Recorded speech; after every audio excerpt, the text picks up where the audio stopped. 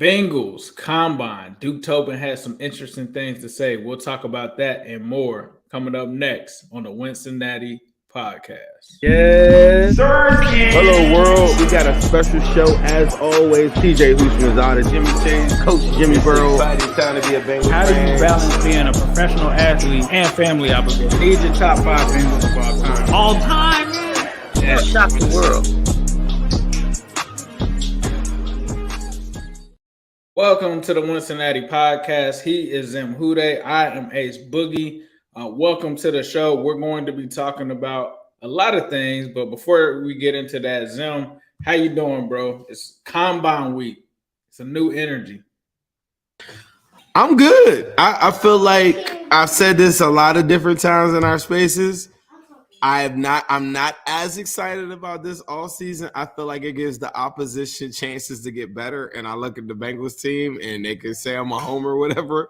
I just feel like if you gave me our current lineup, now mind you, we need a tight end or whatever, but like if you gave me the current lineup, I feel like we would win. Like I feel like the draft is a cool process and it's dope. But this is the first year I'm just like, I am not cracking away at film like I normally would. I swear to goodness. I've been over the weekend. I watched some guys, but it's a lot going on, bro. Like Twitter is crazy again. It's always kind of crazy. I had a great day though. How about you?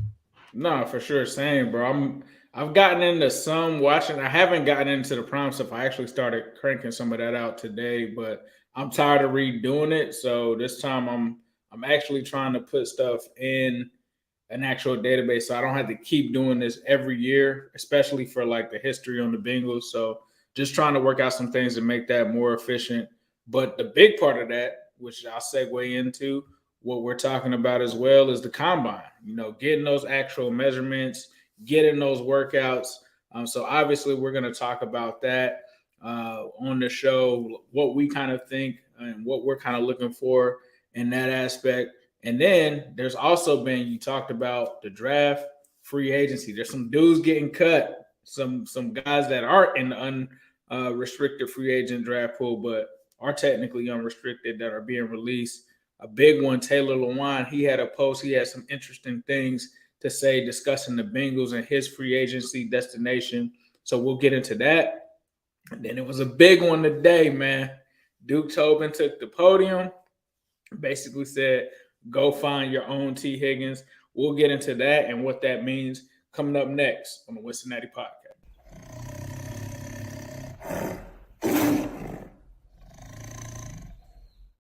All right, man. Let's kick this thing off with the scorching hot topic right now.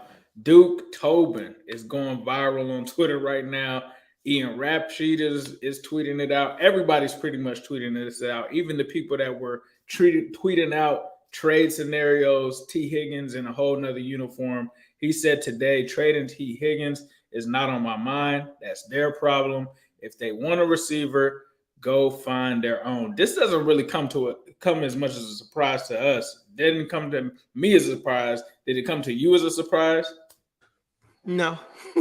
We've had an interesting week. Like I said in Twitter Spaces, sure. I want y'all to all come on in. Make sure y'all follow us, Zim Hude on Twitter. Make sure y'all subscribe to the pod. We've been still putting out good content and stuff like that. Not as crazy as we were, but on Twitter Spaces, we do go there on a daily basis. And none other than himself, Tee Higgins, was in the building talking to us. So when we tell people come on there, y'all gotta come holler at us because he was chilling with us probably about an hour and a half, and we went over a lot of different things. And in that conversation, I think it was very clear he likes being a Cincinnati Bengals. So he said it's Super Bowl week. Duke Tobin comes out there today, has the quote and says, "Hey, that's their problem. If they want a receiver, go find their own." And I was like, let Duke cook.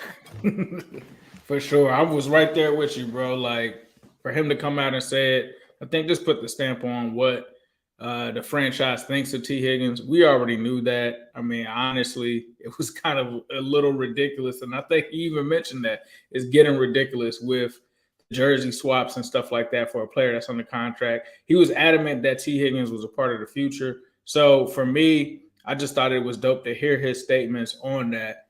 Now, what Will that you means be Will you be making a shirt from New Stripe City that says that's y'all problem? Y'all need to go find your own and have Tee might have Higgins to, on. bro. You got to Might find have your to. own. I can't help it that we just drafted wide receivers and they hitting. They got to find their own.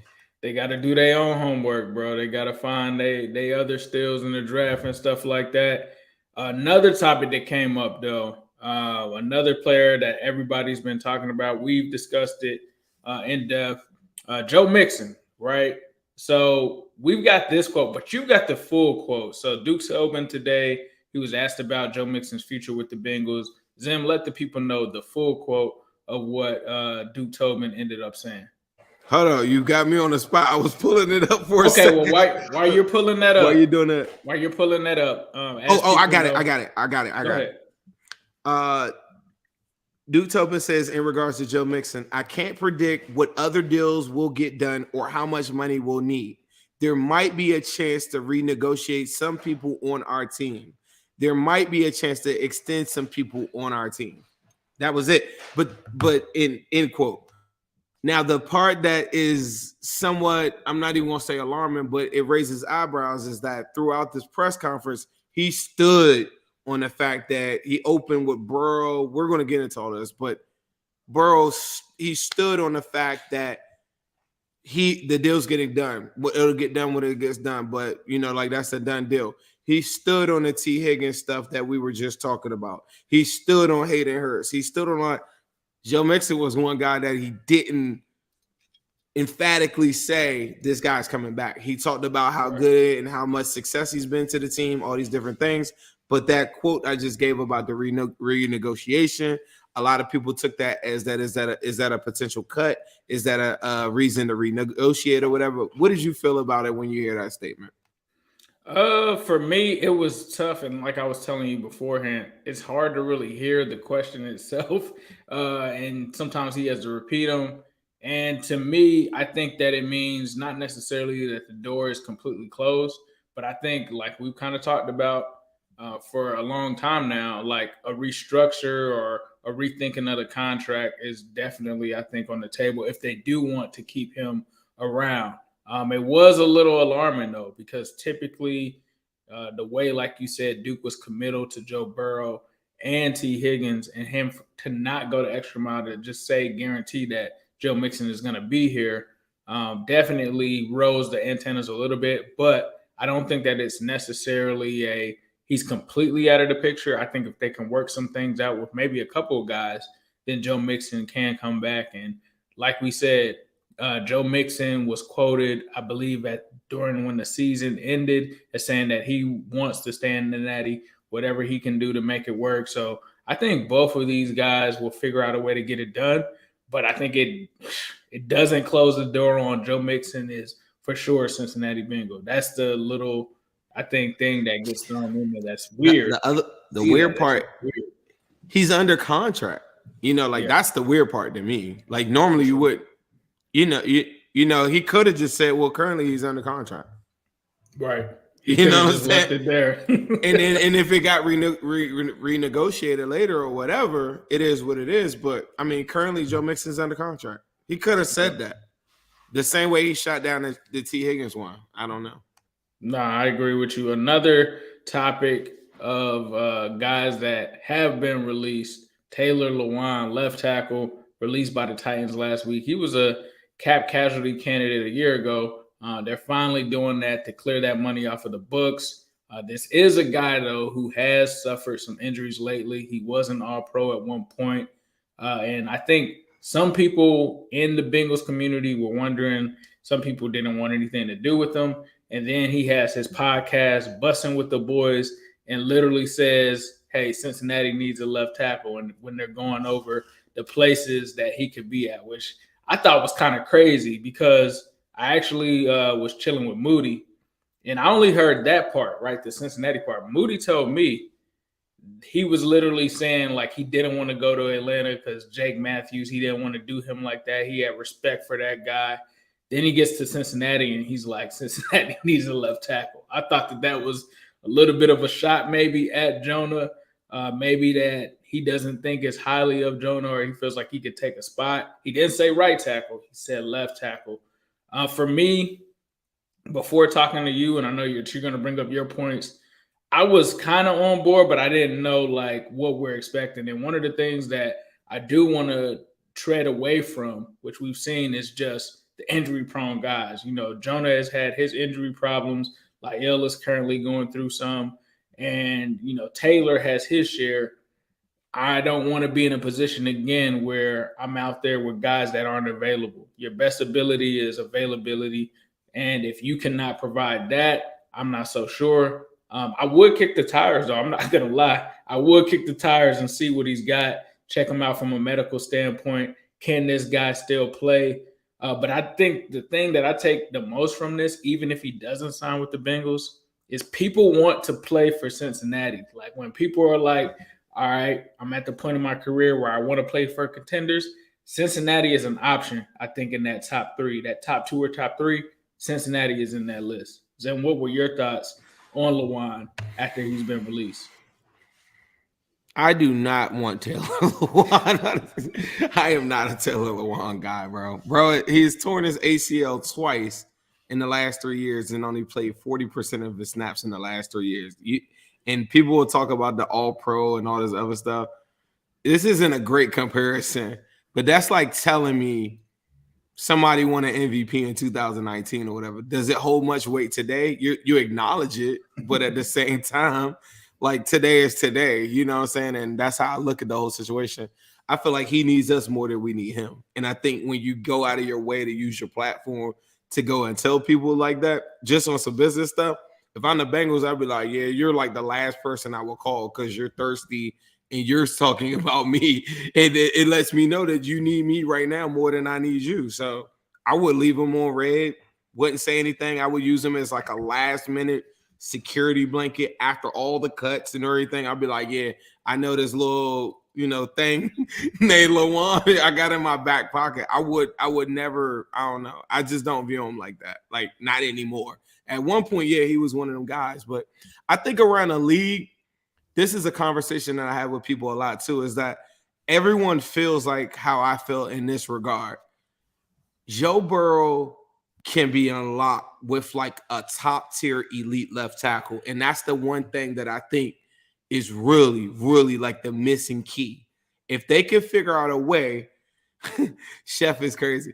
If they could figure out a way, yeah, I you know me, I like to throw a couple jabs. I don't, if they could figure out a way to get him like a premier left tackle, or even if it's a premier right tackle through like trading or whatever, I'll move the 28th pick, whatever, because I feel like that's the one thing, much like how I feel about like Jamar Chase. If you remember around that same time, the guy that I kept on saying, I said, if you're a Penei Sewell enthusiast and you really want to fast track this, I was the only one that kept on saying, Zim, you're talking crazy.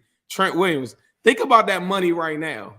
If Trent Williams was playing for the Bengals under that, say they gave up a fourth, a second, and he was coming off an injury, but I already knew. I was like, when he plays, he's one of the best things. So he's one of the best offensive linemen in the league. If they have that same mindset, I feel like they should go out and do the same thing. Go get like a left tackle, because if you study the game of football like I do, a left tackle is just the biggest asset that you can give a premier quarterback. There are very little quarterbacks that have ever succeeded in the NFL without like a premier one. And even if Orlando Brown isn't one of the best, he's regarded as, a good left tackle or a guy that gets paid a lot of money to protect Patrick Mahomes. Even if he's not playing at elite level, it's just something that Burrow has never had. And I think the players all talk amongst themselves and they all know that. And I think Whitworth knew that too. He just didn't want to step on the toes of, Jonah out of respect. But then you got a guy like Lewan is just telling this straight like it is. I really think, a fan, bro. This must have been during the Bills game. He talking about Bengals are doing whatever they want right now in the Bills game. I think so. I think he actually one of the young bulls online. His name is Jacob Hall. He made a edit with Lewan in a Bengals uniform. Lewan actually quote RT'd it and got it where he's like, man, that's a dope edit. So that's very clear. I got you. I was actually pulling that up. I came across that tweet. I was like, whoa. So yeah. So he, it is a hard edit. the tats and everything like that. Busting with the boys. But yeah, I'm not a big Lewan enthusiast. I think I have my own, as we get into this draft season and do a lot of stuff, we're going to get a lot of information from the combine. I think there's some right tackles that are at the top that I will go get.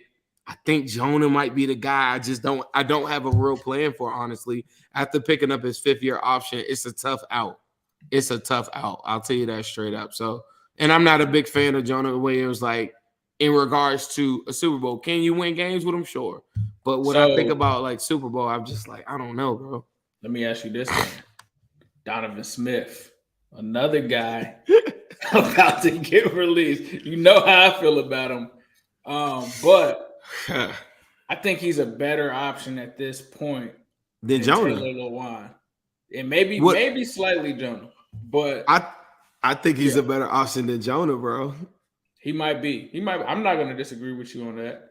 What about him? Someone like him in that stratosphere. Obviously, Taylor Lewan is at the window for you, just given the injury history and him not playing at that all-pro level. Here's a guy, Donovan Smith. He's kind of had an up-and-down career, but when it's been up, has been pretty solid. It's been a year where he only gave up 1 sack. It's been years where he's given up 6 sacks. What do you think about Donovan Smith, entertaining him? Because the Bucs are going to have to cut a lot of guys over there, especially with them rebuilding.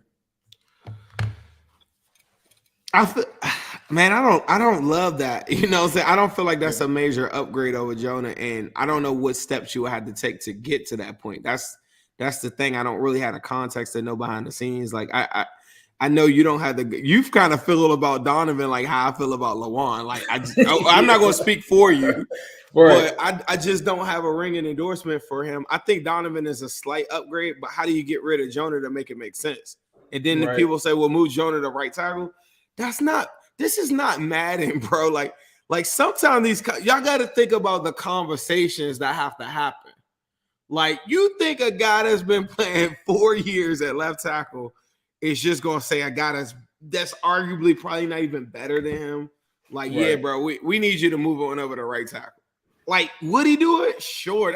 That's a tough sell, though, for a professional that's probably thinking like, bro, I can play left tackle. Like, yeah, then that's where you get turmoil. And he probably be like, well, I mean, just get me off the team. Like, I'll go play left tackle somewhere else.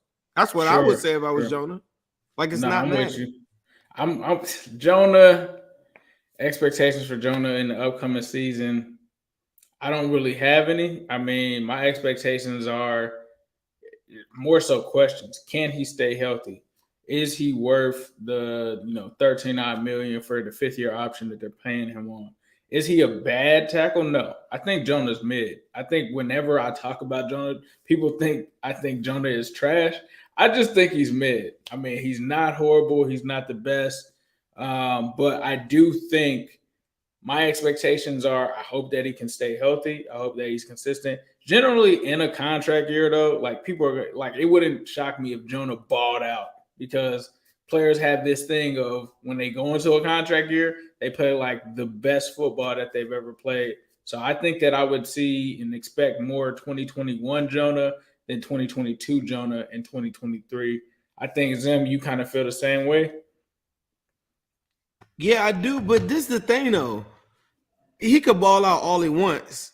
But you and I know in the key moments when it matters the most, like when you're going against Myles Garrett or whatever, like I just don't think he's physically capable of making Joe Burrow feel comfortable in those matchups versus Joe Burrow overcoming those matchups.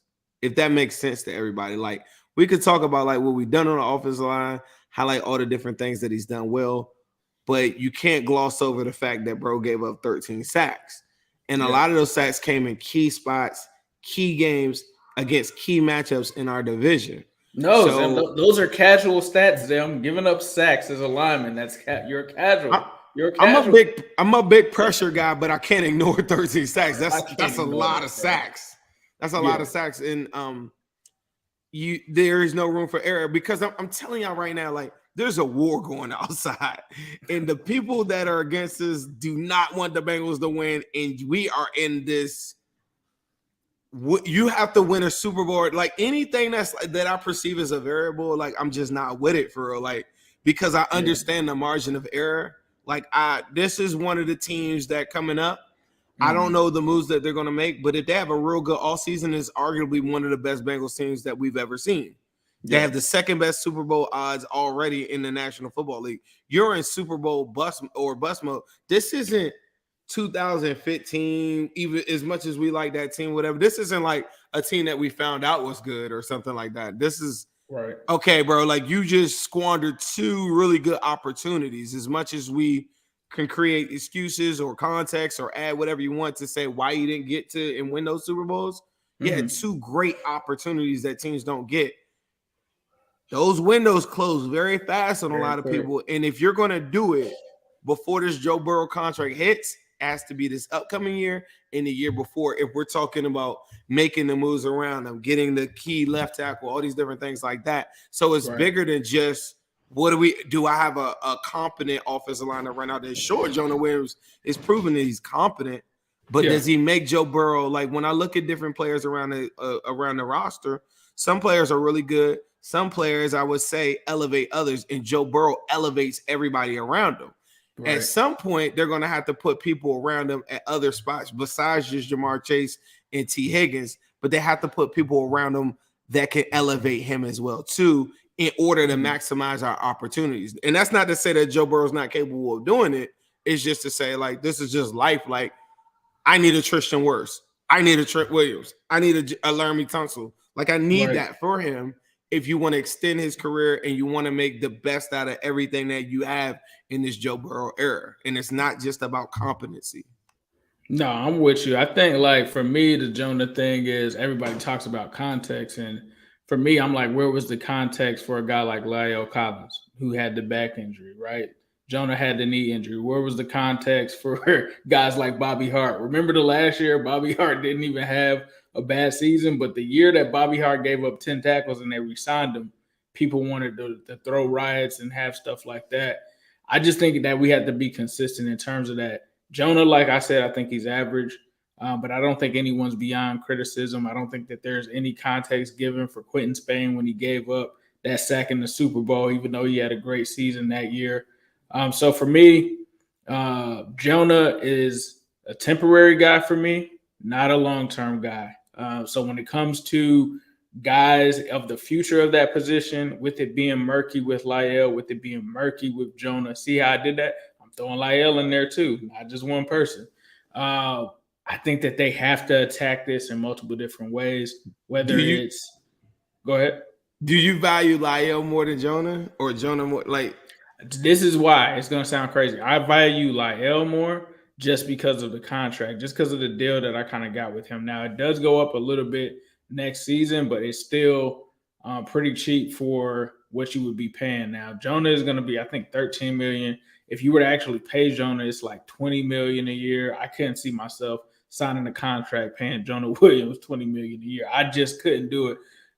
So I think that has to be solved on both fronts. Like, you still need La'el insurance possibly as well, especially the fact that he's probably not starting off the season. So I think the draft is somewhere you could look into it. I think free agency as well. What do you think? Do you think the draft? I know you talked about a little about free agency, but what about the draft prospects? Are you on board with a tackle in the early rounds? For sure. I'm honestly too, though. I'm going back to what I was originally saying just now too, is like, I do want them to make a move for, like, whether it be like a big time right tackle or left tackle. I think that they have the means to do so.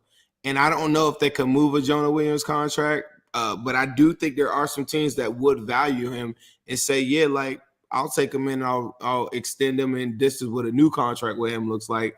And I think there are teams that wouldn't mind having him as a left tackle. I just think for a team like us in a Super Bowl window, it's just a little bit tougher for me to accept that this guy does make mistakes in some key games or whatever. Like, he isn't the greatest for us right now. And I just think it's one more year. Can he do it? I think so. But my plan would be go get one of them big time guys, because they got the means to do it. They got the fourth most cap in NFL right now. You sign a guy like on a 3-year deal where you have like a third year out. Like, that would be my all season plan. That would be the one boom thing that would just go crazy. Laramie Tunsil, Tristan Wirfs, give up a first, whatever. Like, and I know that sounds a little radical for some, but if you know the future is headed your way, I just don't see no other opportunity for them to do it. Now, in conjunction with that, or not even in conjunction with that, say you just do this isolated. You don't really know about Lyle when camp starts or whatever. He'll be like 4 or 5 months removed from an ACL. So my plan has never been to cut Lyle. I feel like the Adeniji role that he was playing in the jumbo package, I think early in the Lyle project, maybe he starts off the year on PUP. But then he comes off of that, and then he comes into those jumbo packages. People say you can't pay a guy that much. I'm like, shoot me. I'll pay him, because if anybody goes down, you've upgraded that guard. You now have a right tackle. If anybody goes down, that you feel comfortable putting him in. And say he beats out Volson, or say he beats out whoever on the line if somebody goes down. Now your offensive line is a point of strength. Duke Tobin said that earlier today. I'm not in the business about making other teams better. Cutting guys that have been really good for you, and I know that it's up and down on Lyle as far as like pass blocking. The one thing I do know is that Lyle was able to go on isolated events with TJ Watt on an island, and it wasn't even a talking point. If we would have went to the AFC Championship with Lyle Collins at right tackle, you think Chris Jones going to be doing like no? Like Lyle Collins was putting boys into the dirt all year. He had Cam Jordan in a blender. So, Right. like, there are games that I could go to where I could highlight. I might repost this on my Twitter now so y'all can see Lyle's highlights throughout the week. And people will say, well, he ended up on the ground a lot. Sure, he did. But he also handled his own a lot. And he also was a big part of the run game. When they would get Kappa and Collins into space, that was probably like some of our best plays in the Panthers game that showed out really crazy. But in other games, those are games that was a strong point of the Bengals, and it opened up their whole entire offense. The Saints game, those pockets were amazing. I also want to say this. You do that, but you take a tackle in the first or the second, whether that's Broderick Jones, whether that's Darnell Wright, some of these other guys like that. I think all those guys are capable of starting off. And say that they aren't who you think they are, which I don't even think is an option. I think that they're immediate upgrade. But say that they aren't. Then you got Lyle in the wing as a contingency plan. And that's what I would do at a minimum, especially if I'm going to keep Jonah Williams at left tackle. What would you? Sure. I mean, I think I would definitely still grab one of those tackles within the first couple of rounds, because you just have to have that replacement. I mean, you got to have a guy that can come in a backup situation. You also have to have a guy that could come in and start right away. These are guys that have been injury prone at both tackle positions. If they do decide to move on from Lyle, you got to have a starter. So I definitely think they need to look at the position as well. Another thing is we're going to talk about which positions we want to scout most at the combine, but we do have a super chat here from my man, Victor Pate. He says, I think people overlook the value of an excellent blocking tight end. Do you? Depends to me. Depends to me. Yes. Zim, you can say, yeah, this is what I say.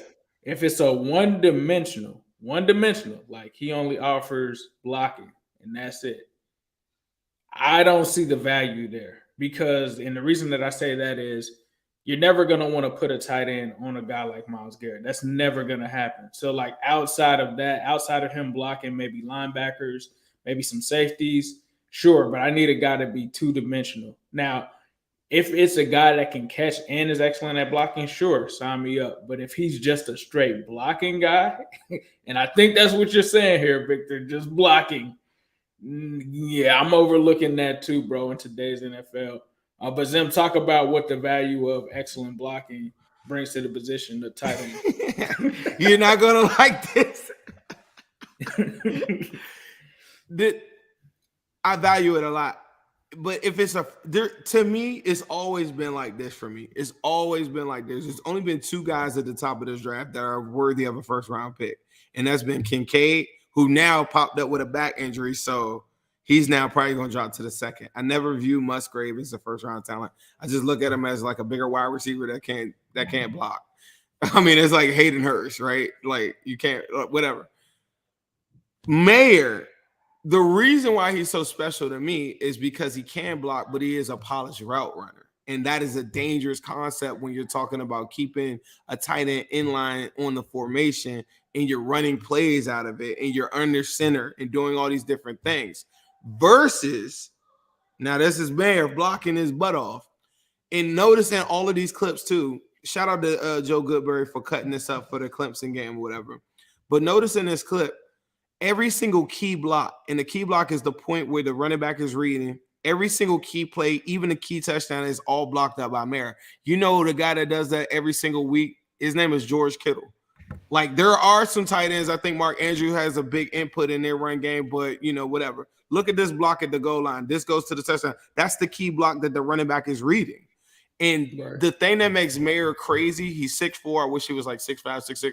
But the thing that makes him crazy is not only is he sealing these blocks at an elite level, he's also able to run routes at a very high level too. Now, this is just a blocking tape on him in a very critical Clemson game. The thing that when you talk about somebody like Darnell Washington, I think he's a great talent. But day one, year one, I look at him as just a big guy, kind of like how I described Lyle Collins. Year one, 11 personnel. He's not routing up anybody, and I think like he'll get locked up straight up. Like, I don't think he's fast enough. I think you in the red zone, he's a beast. But I think he would run out in the flats, run little short digs, block, and then leak out. But it's like a tell sign to the defense to me. Whereas Mayer, kind of like from the Fryer move type of train, like Fryer move got 8 touchdowns in the first season in his rookie year with the Steelers.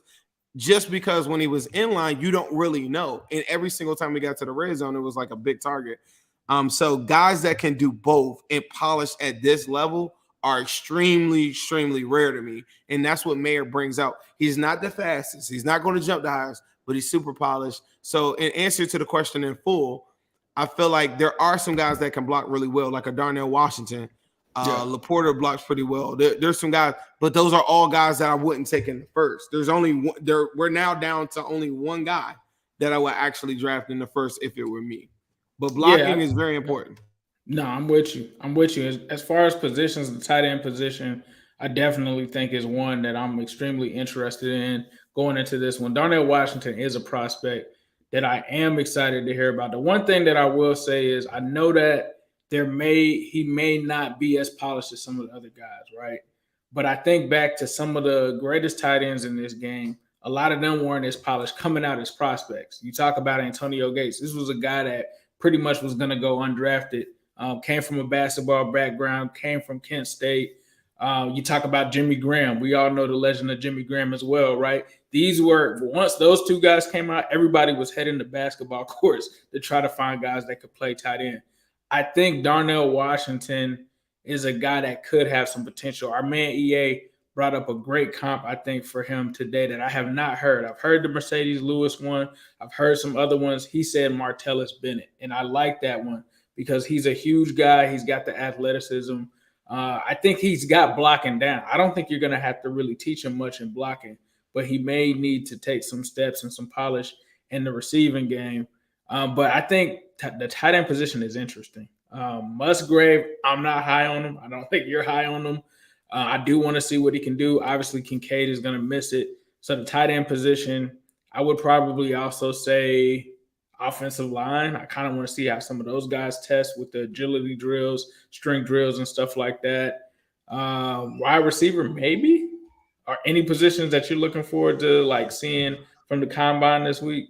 I want to see a couple. I want to see what the kid Kalijah, the D tackle, Kalijah Canty. I want to see what he does. I am very curious about the tight ends for sure. Because I'm gonna tell you, because I want Mayer so bad, I'm rooting for Musgrave like crazy. If he can run like a 4.4, 4.5, I don't care if Darnell Washington ran it, a crazy town. Cool, get him off the board too. Because I looked at it's only like 3-4 teams that would even entertain the idea of a tight end in front of us. I think the Chargers. If Kincaid didn't have a back issue, I think the Chargers like Kincaid would have been perfect. He'd have been perfect. Yeah. But in contrast, I don't see them looking for Mayer at that. You know what I'm saying? But I do think that would have been a guy like they would have probably looked at. I could see like the Giants, the Packers, possibly the Cowboys. Those are 3 teams that I think for sure might be looking at tight end. But tight end would be kind of considered a luxury pick if you're taking it as high as they are. So I'm really looking at the tight ends. I think the wide receivers not as much this year. I do want to see the running backs because I'm curious about like Sean Tucker is a guy I think day one I'm kind of rooting against Jahmyr Gibbs going crazy because I think if he doesn't, there's a small chance he might go to the middle of the second, maybe Bengals trade. I think the second round is the sweet spot for Bengals with running backs. Like you look at Gio and you look at Mixon. So it's some guys that I want, like Gibbs. If he doesn't test well, then maybe they make a move or something like that. But I know you. I know you looking at your boy Ringo. I know your boy Ringo on the corner side. That's my favorite corner. That's my favorite corner in the draft. So Ringo, Thursday is gonna be an interesting day, man. So if you guys don't, make sure y'all go to Twitter Spaces and follow New Stripe City, follow Zimhude, and follow Wincinnati Pod on there. Because I'm gonna tell you on Thursday, I'm pretty sure we'll probably go all day, but we'll have some funny moments, but we'll be able to track all of the stuff, even if you're at work or whatever. You're gonna have a bunch of guys that give their takes on different guys in the combine.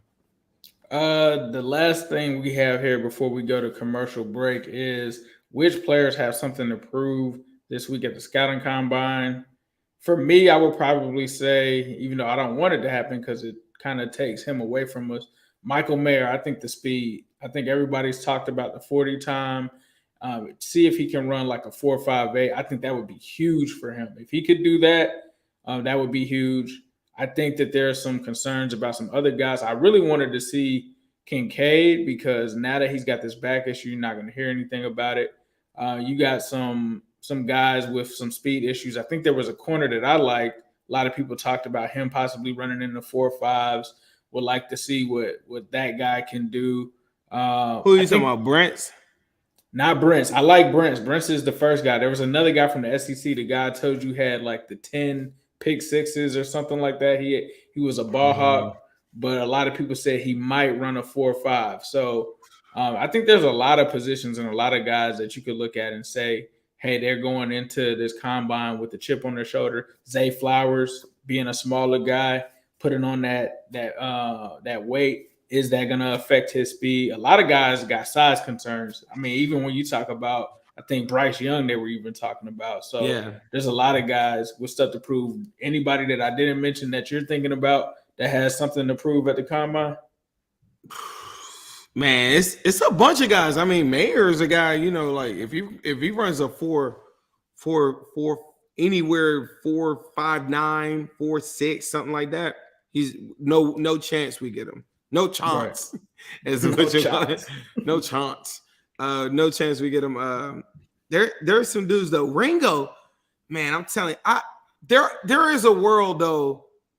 I know the old Bengals were like this, but I would take a corner first round if a guy like Ringo or somebody was right there, because I think it just makes our it would have to be a corner like that has like multiple things that they could do. I think there's a good chance of that, bro. There's a lot of first round talent at the corner. Bro. I think they might be 5-6 deep. It's a good chance. And the reason why is because, man, you put that out there across from CTB, and then when Awuzie comes back, lockdown city. We're talking about the team that relinquished the lowest passer rating in the whole entire NFL this past season. If you see, and there's so many people that talked about, and I see Suo saying, man, Ringo's like a safety. I feel like Ringo got a lot of yards put on him in Georgia, taking a lot of chances and stuff like that. But there's some corners that have multiple things that they could do that I think will make our defense create. Eli Ricks. I think that's the guy I was talking about earlier. Would you take a wide receiver in the first before we go to commercial break? You already know I would. You know that I would. You know that I was thinking about it. Like, it's not at the forefront. JSN. But not JSN. I mean, I gotta watch JSN's tape more. The only thing that scares me about him is I looked at the production. He crazy. It's like not much the first year, amazing, elite the second year. Then this year he battles injuries and it goes back down. I gotta see what that foot injury looks like, bro. That's why I wanted the combine, the medical. Like, what does it look like? Right. But I like the other kid though. I like the kid from Tennessee. The Tennessee kid. Jalen Hyatt. Jalen Hyatt.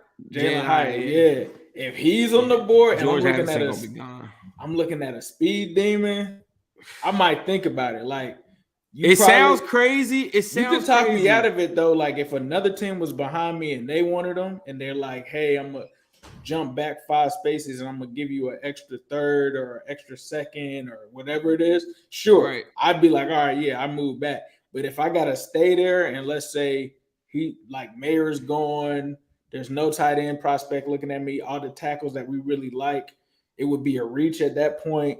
The corners are kind of like not, and he's there.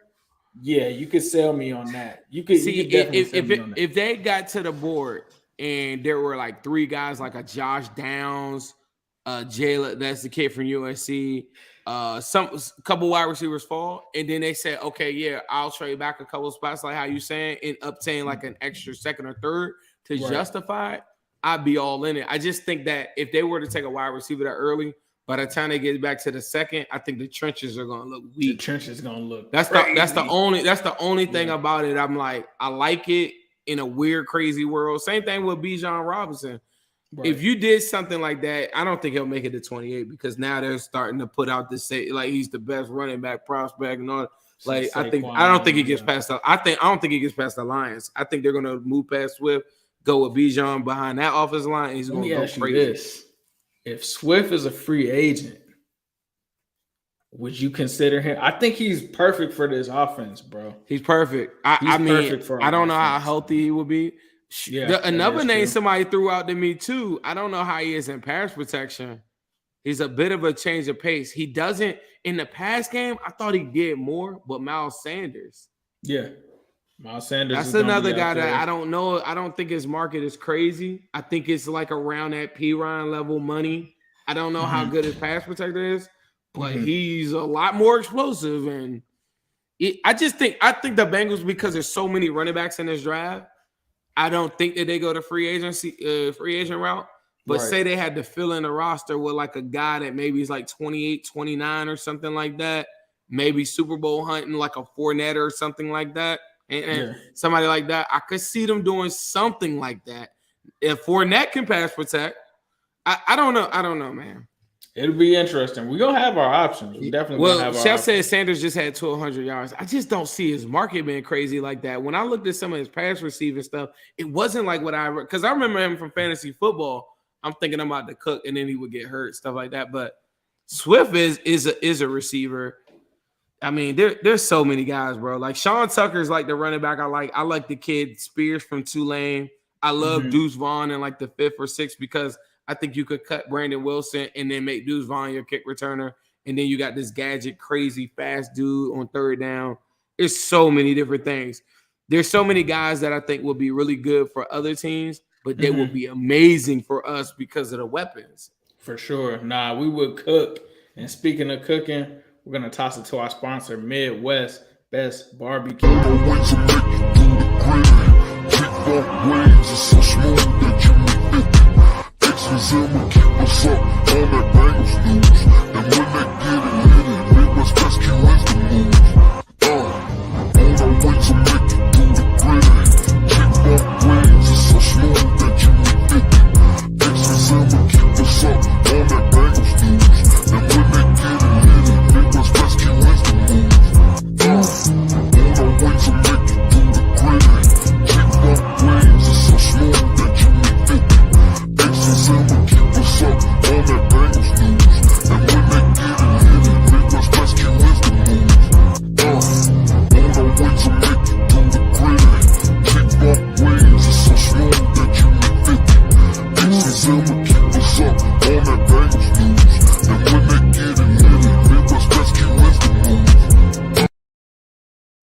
Shout out to Midwest Best Barbecue, 669 Justice Court in Loveland, Ohio. They're doing some special things for Lent. They've got some shrimp added to the menu. You can get all kinds of stuff there, barbecue, wings, anything that you really want. You can get Arnold Palmer's. They got the best Arnold Palmer's in the city. They got ice cream. So definitely slide over there. Let them know Ace and Zim sent you. They're going to be having special things going on. And if you are listening from home, you also can order off of their website, MidwestBestBarbecue.com. Get you something good to eat. Let's see what we've got here. Another thing we wanted to talk about. This is on the spot. It's a part of the script, though, Zim. It's in the script. We're supposed to talk about Bucky Brooks, 2.0 mock draft here. So let me get this pulled up here. He's got an interesting pick, my boy. He's got an interesting pick. I haven't even seen this, so this is a live reaction. We're talking about the corner. Matter of fact, hold on. Let's go through it. All right. So, I ain't mad at that. I'm not mad. I ain't mad at it either. So Paris Johnson goes to the Eagles. Broderick Jones, another tackle. That's crazy if they go get more beef up front. Brees, he goes to the Jets. If you were looking that's a guy that they keep on saying that could fall to us, and he played. That's one of the one true nose guys that would be up there, whatever. For sure. Michael Mayer goes to the Packers at 15. Christian Gonzalez, the corner that a lot of people have talked about, goes to the Commanders. Joey Porter Jr. To the Steelers. So that seems so predictable. It's a run on corners. Don't you feel like that's so predictable that it's not going to happen?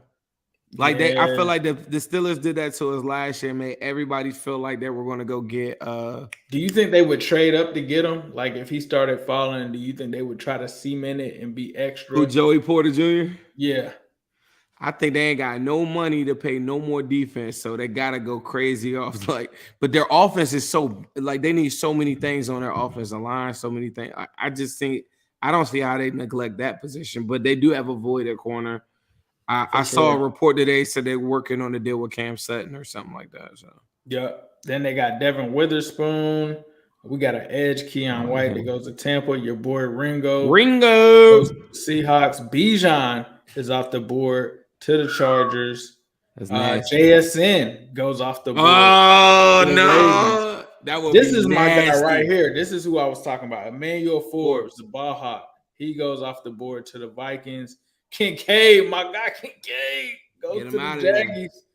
Zay Flowers goes to the Giants. Quentin Johnson falls far. I've seen some guys have him as the number one receiver. He falls all the way to the Cowboys. That's crazy. Antonio Johnson goes right before in the Bengals. Mayer never got picked. Mayer got picked at 15. I didn't see that. Okay. Yep, he went to the Packers, and the Bengals end up with Cam Smith, corner out of South Carolina. They add a cover corner with outstanding eyes, instincts, and ball skills that could help Lou upgrade the secondary. I like it. This draft, depending on, they're gonna fill in the roster before we even get to the draft. But I wouldn't be mad at that. I like him. I haven't seen a lot of his tape, but the few things that I've seen, I feel like that's a guy that was being mocked as a top 20 pick. If he fell down to 28, I'm with it. Like, let's get it. I mean, Cam Smith that late, bro, is kind of wild. Like, I would love that pick. You talk about, but you see all the corners though. Ringo, your boy Forbes. You know what I'm saying? One of them dudes gonna be there, bro. One of them. They got a lot of talent at corner, and it's crazy because we are coming off of a draft. Obviously, a year before this with Sauce and those guys. I think that one kind of snuck up on people. I think people knew Sauce would be good. I think people knew Stingley would be good. But then you got hit with other guys that I don't think people like the Tariq Woolens of the world and even the Trent McDuffies. I was high on them. I don't think people knew that as a collective that draft was going to be good. This draft is coming in where this is expecting to be a pretty good corner class, a good class for you to grab a corner. From what I'm seeing on the write-up on this kid, just to get a quick scouting report, he's a thin frame, smooth pedaling, twitchy corner with speed and instincts to match up against top receivers. He will need to improve his play strength and finish consistently. He's graded as a year one starter. He shows good vision, eye discipline, and route recognition when playing off.